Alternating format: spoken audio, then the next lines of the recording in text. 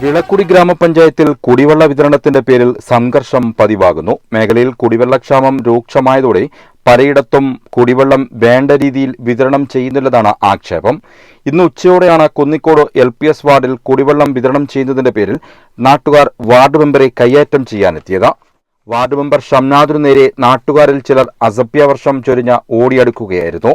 അരമണിക്കൂറിലേറെ നേരം മേഖലയിൽ സംഘർഷാവസ്ഥ നിലനിന്നുവെങ്കിലും ഒടുവിൽ പോലീസ് എത്തിയാണ് രംഗം ശാന്തമാക്കിയത്.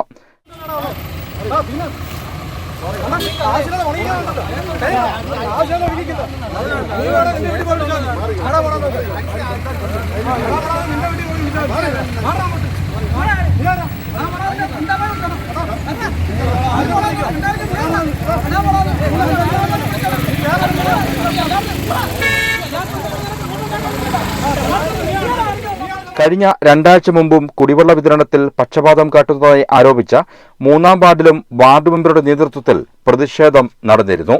ഗ്രാമപഞ്ചായത്ത് മെമ്പർ CPM-ലെ ഷംനാദിന്റെ നിർദ്ദേശപ്രകാരമാണ് പലയിടത്തും കുടിവെള്ള വിതരണം നടക്കുന്നതെന്ന് UDF മെമ്പർമാരും ആരോപിക്കുന്നു. ഗ്രാമപഞ്ചായത്ത് പ്രസിഡന്റിനെ നോക്കുകുത്തിയാക്കി CPM മെമ്പർമാർ ഗ്രാമപഞ്ചായത്തിൽ അരാജകത്വം സൃഷ്ടിക്കുകയാണെന്ന് UDF അംഗവും മുൻ ഗ്രാമപഞ്ചായത്ത് വൈസ് പ്രസിഡന്റുമായ ഷാഹുൽ കുന്നിക്കോടും കുറ്റപ്പെടുത്തി. News bureau, Kunnicode.